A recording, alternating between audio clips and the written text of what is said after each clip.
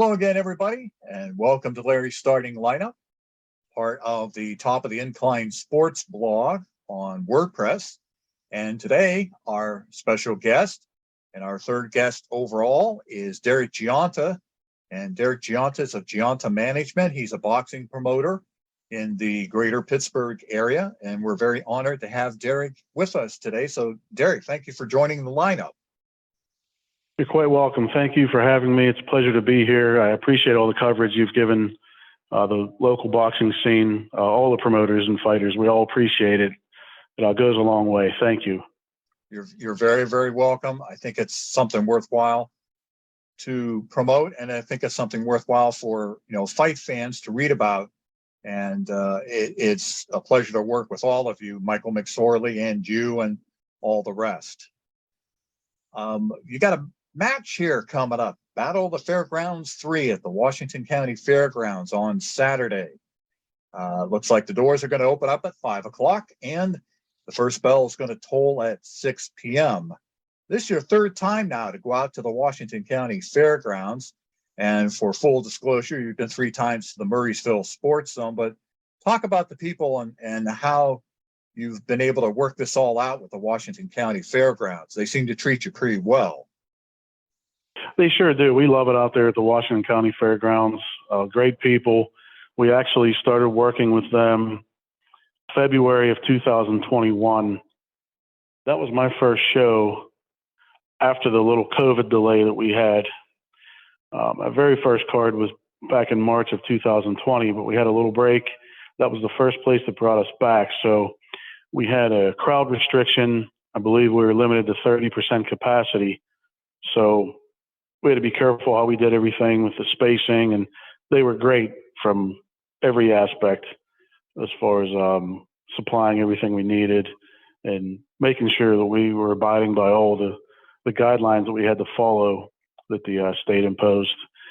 And great experience, large facility, fits a lot of people, and large parking space. It's easy to find. And that's getting to be a bit of a fight town out in Washington, because you had our friend Mike, who just did a card at the Meadows a couple of weeks ago. And here we are down the street at their neighbor at the fairground. So that was February of last year. Then we came right back in June, and we had a great card, and the COVID restrictions were over. And I think we put probably close to 800 fans in there that night. We had 6 fights. So it's great to go there, and we want to try to go there at least once a year, maybe twice. I think it's good for this time of year to do a summer card, and we may have something early in the year or late in the year whenever the weather breaks. But glad to be back. Looking forward to seeing everybody get in the ring and do what they train hard to do on a daily basis. And talking about getting back into the ring and starting to get your promotion up and running, post-pandemic and everything. I know that Derek Gionta is not a one-man show, that there are people behind the scenes who help you to get these bouts and these fight cards all put together. And I wanted to know who some of those people are. I know matchmaker Brian Dillon is one, but can you talk about some other people for us? Sure. As you mentioned, Brian, he matches our fights with us. And 2 other gentlemen that I've had the pleasure of working with on my promotion. You may know him as Philly, a tall guy. He trains Eric Lomax. Full name's J. Major Medlin. I've been working with him consistently since, I want to say it was late 2018. We started taking on more fighters, and he helps with the day-to-day management of the fighters. He's matched fights. He supplies security for us at the shows. He does a whole bunch of things behind the scenes. And he's usually the first person I talk to whenever we start making some of these bigger decisions. Most importantly, he's a good friend. And another gentleman up in Buffalo, Kenny Grief. Kenny trains some of our fighters, and he's kind of an all-everything guy. He's done everything from train fighters, work corners, helps out with the shows. He's looking into a lot of the streaming aspects and things we're going to do there. So those two guys, and I talk to Kenny an awful lot too. So those are two guys right there that first and foremost I'd have to mention and thank them publicly for everything they do, and they help keep me sane a lot of times. So that's always a good thing. It's always good to have those people to keep you sane, as you say. Absolutely. Getting through life and everything. Well, let's get right to Battle of the Fairgrounds #3. There's going to be 2 pro bouts and 8 amateur bouts at this point. And the co-feature main event is going to feature Mary Casamassa against Leanne OMalley. Leanne OMalley currently hails from Las Vegas, but she's originally from Pittsburgh. And the Casamassa is a 22-year-old southpaw. She was a 2018 Pennsylvania Golden Gloves champion in the 152-pound women's open class. She played basketball for Aquinas Academy of Pittsburgh and the Norwich University Cadets. And I did not know this till I saw an article on Max Boxing, but I also did not know that she's a diabetic. So I'm sure that also presents some challenges in getting ready to step into the boxing ring. So talk about your co-feature event here and these 2 fine ladies that are going to be putting on quite a show for the fans. Sure. Yeah, I can't say enough about Mary Casamassa. I've known her and her family, I'd have to say, early in her amateur career, she had maybe 3 to 5 fights. And I was handling a lot of the Golden Glove matchmaking and bracketing. And I was also matching some other cards at the casinos and the Parkinson event that we do yearly. And Mary's fought on a number of them. And I actually got her hooked up with her trainer, Jack Mook, who's a great guy. He's a retired Pittsburgh police officer. And they're a perfect match. She lives out on that side of town. She's out of Wexford, currently a 4th-year engineering student at the University of Pittsburgh. I would be willing to bet she's probably about a 4.0 student.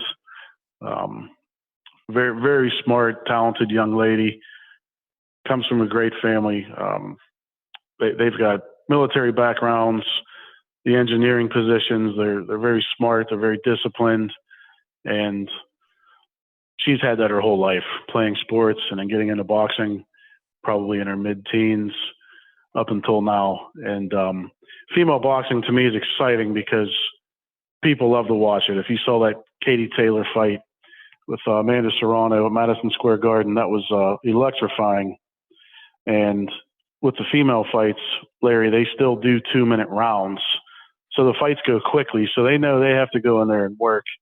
So you still see the same type of activity level that you would see in the amateurs, but they're doing it for 4, 6, 8, and 10 rounds.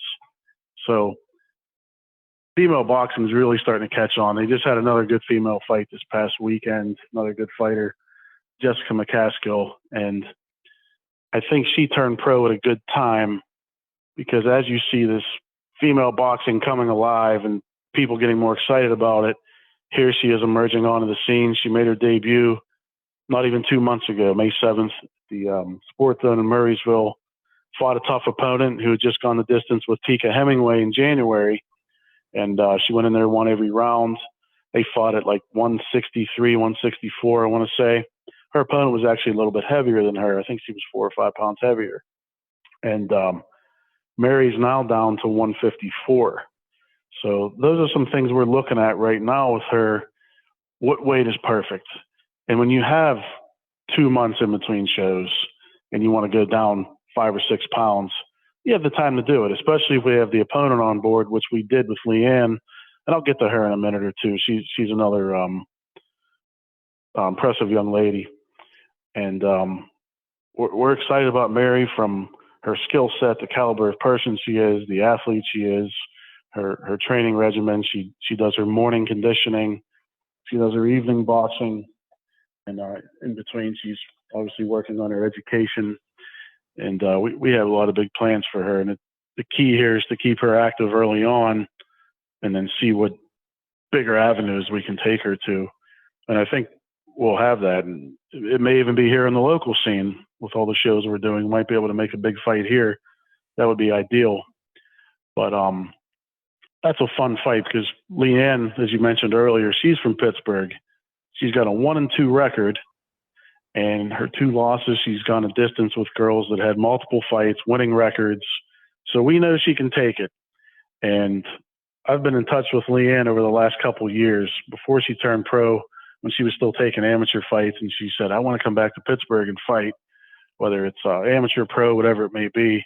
And sure enough, we came across this situation, and it was really easy to make. I sent her the contract, and I think she signed within 10 minutes. And strong girl. She's got a CrossFit background. She got strong legs. She's physically strong. Mary's got a little bit of height and reach on her. So this will be a nice test to see how Mary handles the junior middleweight division, which is 154. And we'll find out how her power carries over. She may have more power at this weight. And her first opponent is a durable, tough girl too. So we have a lot of faith in her power. Some people can take it. And in the female fights, you don't see as many knockouts because those rounds are so fast. So it's exciting. I've covered some as a writer in Atlantic City, Clarissa Shields, just to name one. But those fights go by quickly, even the 10-rounders. So it's fun while it lasts. Now the main event is going to feature a prominent local boxer, Matt Conway, and he's going to be taking on Eduardo Herrera. And this is going to be Conway's first fight since his defeat in January. He lost to Avery Sparrow of Philadelphia, and on the line that night was the IBA World Super Featherweight title USA, as well as the Pennsylvania State Super Featherweight title. Conway went down to defeat in the 10th round by TKO to Sparrow. And he's now making his return to the ring. And I noticed also in the fight you covered with Michael McSorley out at the Hollywood Casino at the Meadows that Keontae Irving went to a draw, I think at the first Murraysville Sports Zone card you had. Yes. And he did not return to the ring till this past June on the McSorley card. So I'm noticing that these boxers are taking their time before they get back into the squared circle and to make sure that everything is right before they step in. So let's talk a little bit about the Conway Pereira bout you have set for the main event. It's supposed to go 6 rounds. That's correct. That's a fun fight. Those guys are meeting in the lightweight division. I believe the contract is 136, which gives them a pound. So they may fight as heavy as 137. And part of the reason for going up in weight a little bit for Matt was he wanted to put on a little muscle, bulk up, and see how he felt a couple divisions up. He was, I believe, around 127 when he fought Avery back in January. And the guy he's fighting, he's 24-8. I believe he's got 19 knockouts. He's Brazilian. He currently lives in Houston, Texas. He accepted the fight on roughly a week's notice. And they've got some similar opposition on their resume. Gabe Flores. And where Matt went the distance with Gabe, I believe Gabe stopped Pereira in about 3 rounds. Pereira's also got a fight against Pablo Cruz, who I've known since he turned pro. I knew his manager down in Houston, Texas. Tough fighter. He went the distance with Pablo. And this guy has fought at a wide range of weights. He's fought anywhere from, I'd say, the low to mid 120s all the way up into the 140s. So he's seen a lot of different looks. Looks like he's willing to fight anywhere, anytime. Got to respect that. And he's about Matt's height. He's around 5'6", right-handed. He's going to stand in front of you and bang. So that should be a fun one. I don't think you'll see too much running in this fight. And believe it or not, the guy actually has some refereeing experience as a professional. And I think a lot of it took place out of the country where he's from. Okay. That's kind of fun because here you have a guy, he may come in here and know a few tricks. He's reffed enough fights that he knows what they look for and what angle you can maybe hide things from them. So that should be fun. He's a established guy in boxing, and we're really looking forward to it. Now there are 8 amateur bouts that's going to be held also before we get to the pro bouts at Battle at the Fairgrounds. And is there a particular? I noticed there's at least one female bout among the amateur bouts. Lauren Michaels taking on Ashley Harner.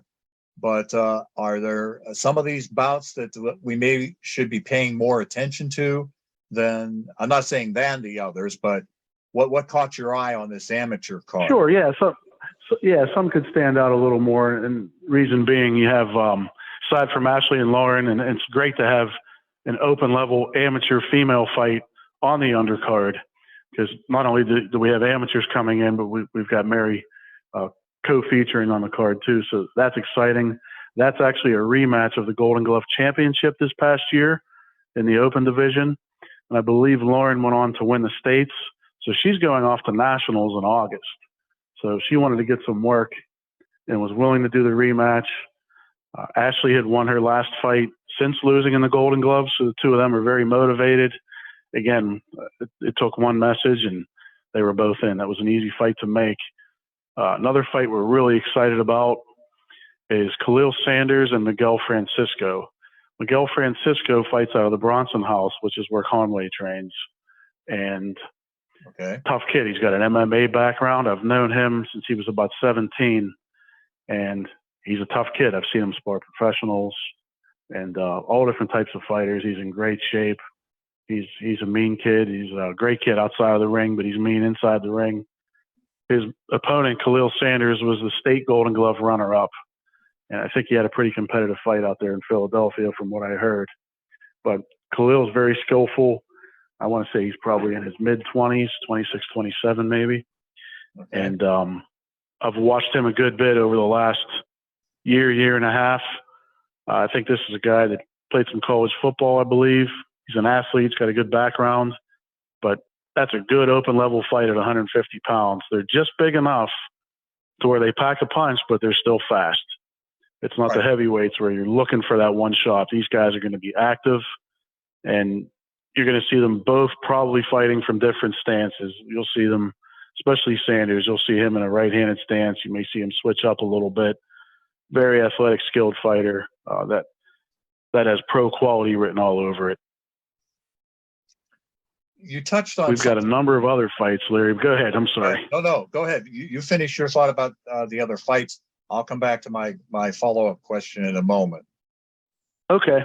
Yeah, I didn't want to leave anybody out. At the same time, I may forget. It's been a long week, so I don't want to leave anyone out. But I know we have a heavyweight fight on the undercard. We have 2 heavyweight fights. We've got Devin Siegfried out of Elwood City, who's also going to nationals. He's a state Golden Glove champion, fighting a kid, Sean Johnson, who I saw in the very beginning of his career.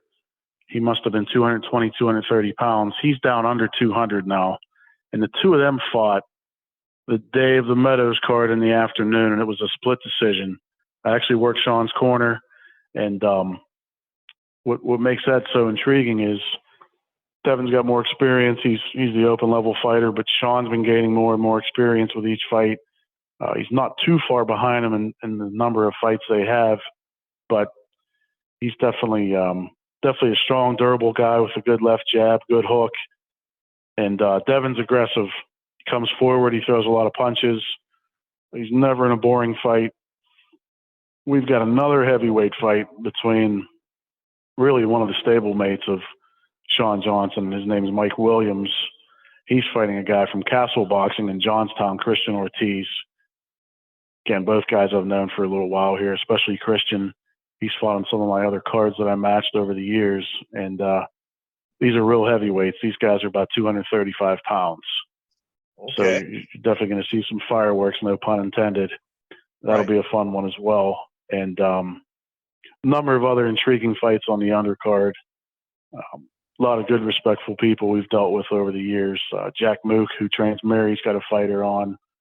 And I think that fight is between 2 15-year-olds that are about 200 pounds. And then we have got some welterweights, some lightweights. The What's that? 15-year-olds, Christian Jennings and Cooper Matthews. That's exactly right. Yes. Yeah, and they each have some fights under their belt too. They've got some experience. So, and they both come from a gym where these trainers, Jack and Jeremiah Witherspoon, aka Spoon, they take their fighters to fight. I mean, these guys don't just come into the gym and spar. They travel. They go to fights. They gain experience. And these are good boxing guys that keep the sport alive. These guys, again, they keep their fighters active. They're reliable. Great to do business with. I've dealt with them both at the amateur and professional level. I'm glad to have people like that on our card, and it really makes for a great show. You said something about Miguel Francisco, and I asked Mike McSorley this question in an interview I did with him here on Larry's Starting Lineup, and you talked about that he had an MMA background, and we see sometimes guys go back and forth. They'll fight MMA fights either as an amateur or professional, and then they will come in and box also. And I just wondered your thoughts about guys transitioning like that. Is that a good thing or indifferent? It doesn't matter. It's two different disciplines. As long as they stick to the discipline they're signed up for, everything's fine. I just was wondering about your thoughts about guys going back and forth. That's exactly right, what you said at the end there, Larry. And I think the main thing is when these guys are younger and they're learning, it's great to get in there and take boxing matches and then go fight in the cage. It's okay to do both because these guys, they want to perfect what they do when they're up on their feet and they're throwing their punches just as well as they want to get on the ground and handle all their jiu-jitsu work. So I think when you're a younger amateur, just making your way up towards the pros, I think it's a great thing to get in there and do both. Once you're a professional, I think you should pick one. When you get to a point where you've got a lot of experience, a lot of name recognition, guys like Conor McGregor, wasn't a bad idea for him to fight Mayweather and make all that money. So at that point, it's okay. But I think when you're early on in your professional career, that's when you probably want to pick one. And I've got to commend a guy that I used to work with, Josh Fremd, here in the Pittsburgh area. This was a guy who did both. And when I met him, I actually worked a corner against him in his first MMA fight, first or second fight. And the two that fought each other became friends. I ended up training Josh throughout his whole amateur boxing career. And here's a guy that with just 5 amateur fights went to the state Golden Glove Championships and fought a guy in Sonny Conto, who's an undefeated professional right now out of Philadelphia. And he gave him all he could handle. It was a close fight. Some of us thought there may have been a knockdown early in the fight that was called a slip. That's yesterday's news, and Sonny's a friend too, so I won't want to dwell on that. But he ended up signing with Top Rank. They're trying to groom him and becoming a heavyweight contender. Josh fought him with just 5 amateur fights because he came from MMA, and he was just a very gritty, tall athlete. And I think it helped him in the cage because if you saw some of his recent fights with LFA, his striking was on point. And he moved away when he turned pro, and he chose MMA. And I thought that was a good move because, again, it's hard to do both when you're early on in your professional career. Coming up, that's great. You do both, you get all the experience you can. And he made his way onto the UFC level. He lost his debut by a tough decision, but it's he's going to do well moving forward. He's committed to it, and that's just one example of many. Some other guys around here have fought in the pro ring while they were still fighting in the cage as well. So those are my thoughts on it. I'm not really an MMA guy, but I have worked some corners there with some of them whenever I was training in the box, and worked their cuts, wrapped their hands, and had some opportunities to work their corner with their jiu-jitsu coaches. And they give instructions, and I just listen because it sounds Spanish to me. But it's definitely worth gaining experience on both ends. Well, I think that, yes, that experience always helps like that. Mm-hmm. prepare you for whichever direction you're going to go. So I would agree with you. Sure. And let me tell you, touching back on Miguel, here's a guy that if you watch him box, you wouldn't say, oh, he looks like an MMA fighter. Like, there's that stereotype that these guys are going to grab and hold. This kid really knows how to box. So I'm really looking forward to that fight. Well, getting back to the battle at the Fairgrounds #3, the couple of sponsors, R&R Express, as well as Addison Avenue Catering, they're going to be handling the food at the event. Yes. So how about a little shout out to your sponsors here helping you out? Absolutely. R&R Express has been with us since day one, and can't thank them enough. They're a huge part of what we're doing. And Addison Avenue Catering recently came on board.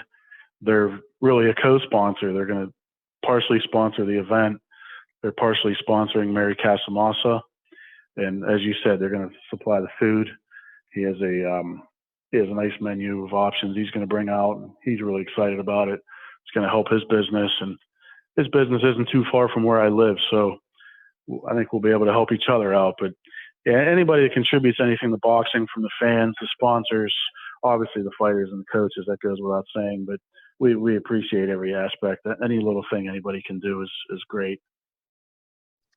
Well, once again, the doors are going to open at 5, and the first bell is going to toll at 6. I'm assuming, well, maybe not, that there are some seats still available. And how do people go about getting those? Yeah, we do have some seats still available, and they can call me directly at 412-759-0407. They can contact Mary or Matt Conway. We're all on social media, and we will have some tickets at the door as well. So we're looking forward to that. Well, thank you, Derek, so much taking time out of your day. I know it's very hectic right now. We're almost up against tomorrow should be weigh-ins, and then Saturday is going to be the event itself. It's Battle at the Fairgrounds 3 at the Washington County Fairgrounds. And if you enjoy the sweet science, you are definitely going to want to check this out. So, Derek, thank you for coming on Larry's starting lineup here today. Sure. Thank you, Larry. I really appreciate the coverage again. Thank you. You're very welcome. And that's it for us. And we'll see you next time right here on YouTube.